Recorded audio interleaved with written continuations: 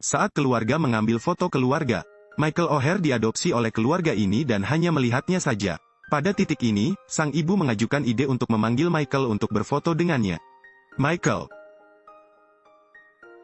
Dia buru-buru berdiri di barisan belakang, suara klik terdengar. Michael merasakan cinta keluarga. Pada saat ia berusia 16 tahun, Michael telah tumbuh begitu cepat sehingga tingginya mencapai 6 kaki dan beratnya 150 pon. Tubuhnya sangat berkembang tetapi otaknya tidak. Michael ditinggalkan oleh banyak keluarga. Anda sering mendengar tentang masalah mempertahankan atau melepaskan Anda. Anda langsung tahu bahwa Anda akan pergi. Popcorn yang ditinggalkan penonton adalah satu-satunya sumber makanannya. Jika Anda mengantuk, tidurlah di stadion. Baru setelah Michael bertemu keluarga ini. Suatu hari, dia mengenakan kemeja tipis dan keluar pada malam hujan. Keluarga Tuohy melihatnya. Tuan Sean bertanya kemana dia akan pergi. Rumah olahraga. Saat Anne melihat Michael kesepian, ia merasa kasihan padanya. Berputar. Dia tahu bahwa gym tutup. Jika dia meninggalkan Michael sendirian, dia pasti tidak akan sanggup menanggungnya malam ini. Kemarilah. Kemarilah. Michael melihat rumah besar keluarga Tuohy. Dia belum pernah melihat ruangan seperti ini. Juga tidak pernah bisa tidur di sofa. Namun saat Anne kembali, dia khawatir Michael telah mencuri barang. Jadi keesokan harinya, dia mempersiapkan mentalnya dan turun ke bawah. Michael tidak mencuri barang, tapi juga melipat spray. Merasa malu akan hal itu. Dia segera mengejar Mia Chael dan menyuruhnya menginap selama Thanksgiving. Sebelum makan enak seperti ini, dia hanya berani mengambil sedikit hidangan vegetarian. Dan pencurinya hanya menyembunyikan sepotong roti. Seluruh keluarga Tuohy sedang menonton TV. Michael duduk sendirian di meja makan, menikmati hidangan lezat. Melihat hal ini, Anne sangat tersentuh. Jadi dia mematikan TV dan mengatur semua makanan di atas meja. Ini seperti mengadakan pesta. Seluruh keluarga mengucapkan permohonan bersama-sama. Dua anak di rumah itu bahkan aktif menggandeng tangannya. Ini akan menjadi hari yang tak terlupakan bagi Michael. Setelah makan malam, Anne mengajak Michael berbelanja pakaian. Dia bilang dia punya satu, jadi Anne membawanya pulang. Saat Anne keluar dari mobil, Michael menghentikannya. Jangan keluar dari mobil. Ternyata Michael dulunya tinggal di daerah kumuh. Ia takut Nona Anne akan diganggu oleh para pemuda di sini. Ketika Michael mengetahui bahwa rumahnya telah disita, ibu kandungnya tidak tahu lagi di mana dia berada. Dia menangis lama sekali, dan ketika kembali ke mobil dia tidak mengucapkan sepatah kata pun. Anne menebak situasinya dan berinisiatif membawanya ke supermarket. Michael pilih saja set yang paling murah, katanya dia suka sekali dengan set itu. Anne mengerti jadi dia membelikannya untuknya. Sore harinya, Anne bertanya pada Michael apakah dia ingin tinggal bersama keluarganya. Saya tidak ingin pergi kemanapun. Mendengar itu Anne sangat senang. Dia membersihkan kamar untuk Michael. Michael mengatakan bahwa ini adalah sesuatu yang belum pernah dia miliki. Apakah tidak ada kamar? Tempat tidur. Anne kembali merasa emosional. Dia tidak bisa membayangkan apa yang dia alami. Dia memutuskan untuk memberi Michael keluarga yang sebenarnya. Jadi dia memanggil seluruh keluarga untuk meminta pendapat mereka. Tanyakan apakah Anda ingin menjadi anggota. Saya rasa saya sudah memilikinya. Anne segera membawa Michael untuk menjalani prosedur. Di sini Anne mengetahui masa lalu Michael. Penanggung jawab mengatakan bahwa ibu Michael adalah seorang pecandu alkohol. Semua anaknya diadopsi oleh daerah tersebut. Mengadopsi Michael tidak memerlukan persetujuannya.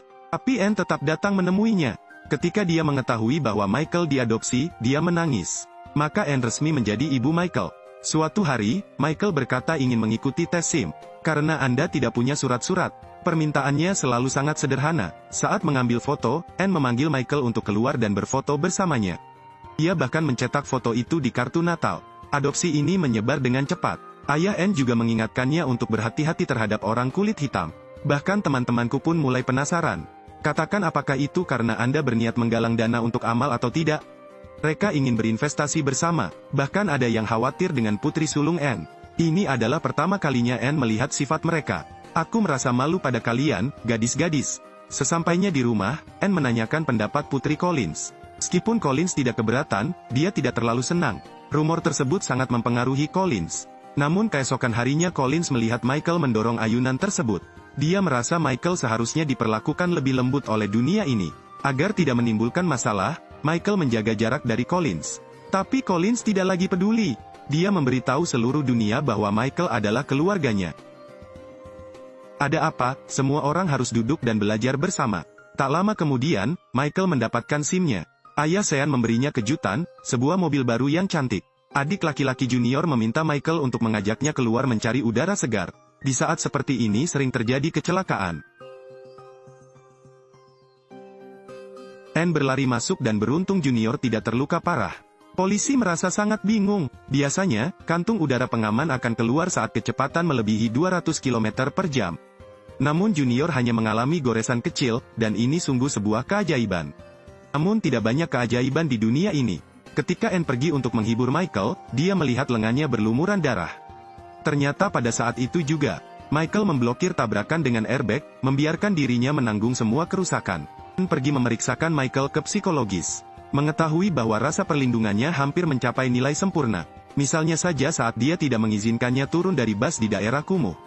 Atau ketika terjadi kecelakaan lalu lintas. Dan dia adalah pemain rugby yang sangat bagus. Jadi Pak Sean meminta Michael untuk bergabung dengan tim sepak bola sekolah.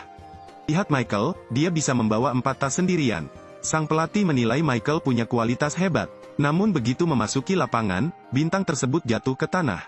Karena Michael tidak tahu cara bermain rugby, dia tidak memukul lawannya, tapi memikulnya di pundaknya. Bola itu mengejutkannya selama setengah hari. Kemampuan ini berubah menjadi kelemahannya. Pelatih dengan marah memarahinya. Anne berdiri di luar dan melihat masalahnya. Ia menarik Michael pergi dan menyuruhnya untuk menganggap tim sepak bola sebagai keluarganya. Sekarang mereka membutuhkan Anda untuk melindungi mereka. Jangan biarkan lawan merusak pertahanan Anda. Ini ibu, ini adik laki-lakiku. Apakah kamu siap melindungi keluargamu, Michael? Saya siap. Pelatih tercengang, latihan macam apa ini? Michael menggunakan tindakan untuk membuktikannya. Dorongan seorang ibu mempunyai pengaruh yang besar. Cegah, majukan, terobosan. Berkat tubuhnya, Michael menguasai pertandingan. Sudah kubilang, kamu akan berterima kasih padaku. Michael juga resmi mengikuti kompetisi tersebut. Tapi ini pertama kalinya jadi Michael merasa tidak nyaman. Lawan-lawannya juga terus-menerus menantangnya. Anda tidak akan pernah bisa mencapai kondisi ideal Anda. Skor semakin menjauh, dan pelatih tim lain pun mulai memberi isyarat. Anak-anak di lapangan berkelahi, orang tua di lapangan pun ikut berkelahi. Ya, itu kamu, diam. Atau aku akan membantumu diam. Tim lawan bangga dan sombong. Saat Michael terjatuh, mereka bahkan menendang topinya hingga lepas. Pelatih langsung bergegas keluar untuk berbicara dengan wasit. Namun karena tim lain lebih unggul, tim kami mendapat kartu kuning. Anak ini adalah rekan satu timku, kawan. Saya ingin melindunginya seperti saya melindungi anak saya sendiri. Tiba-tiba Michael teringat perkataan ibunya. Tim ini adalah keluargaku. Akhirnya, binatang yang tertidur itu kini telah terbangun. Pertandingan berikutnya, Michael seperti raksasa. Bergegas, bertabrakan, terus-menerus menerobos. Bahkan menggendong lawan dan melemparkannya ke lapangan. Sekali lagi dia mengendalikan pertandingan. Tim lawan tidak mencetak 1 poin pun. Di lapangan, pertandingan orang dewasa sudah menang atau kalah. Kamu pria berjanggut, lihat nomor 74? Itu anakku. Keesokan harinya, Junior membawa CD rekaman lomba ini dan mengirimkannya ke sekolah-sekolah. Saat mereka melihat kemampuan bertarung Michael, semua orang mendambakan memiliki murid ini. Pintunya akan diketuk oleh perwakilan sekolah. Kondisi yang mereka tawarkan semakin menarik. Banyak pilihan juga menjadi gangguan. Keluarga berharap Michael memilih Universitas Mississippi, karena itu adalah alma mater mereka. Michael mendengarkan nasihat orang tuanya, namun sehari sebelum mengisi formulir lamaran, penyelidik dari asosiasi olahraga tiba-tiba mencarinya. Ternyata Tuohi bukan sekedar pelajar, namun kini dia masih menjadi pemegang saham. Sejak awal mereka punya niat untuk mengembangkan bakat. Mereka sebenarnya mengadopsinya sejak awal. Kata-kata ini mempengaruhi Michael. Saat-saat nyaman sebelumnya ternyata disengaja. Michael marah, bertanya pada Anne apakah itu semua bohong kan? Anne hendak menjelaskan namun Michael tak mendengarkannya. Sejak hari itu Anne tidak dapat menemukan Michael. Ia menyesal tidak mengejarnya hari itu. Dan juga menyadari bahwa saya tidak peduli dengan pikirannya. Sekarang dia banyak menyalahkan dirinya sendiri. Saat ini, Michael kembali ke daerah kumuh, dan para pemuda mulai bermain trik. Jadi mereka terus bercanda dengan ibu dan saudara perempuannya. Meski lawan memegang pistol di tangannya, Michael tetap melawan. Dia tidak mengizinkan siapapun menjelek-jelekkan keluarga ini. Mereka menjadi orang-orang yang ingin dilindungi Michael. Saat Anne berkeliling mencari Michael.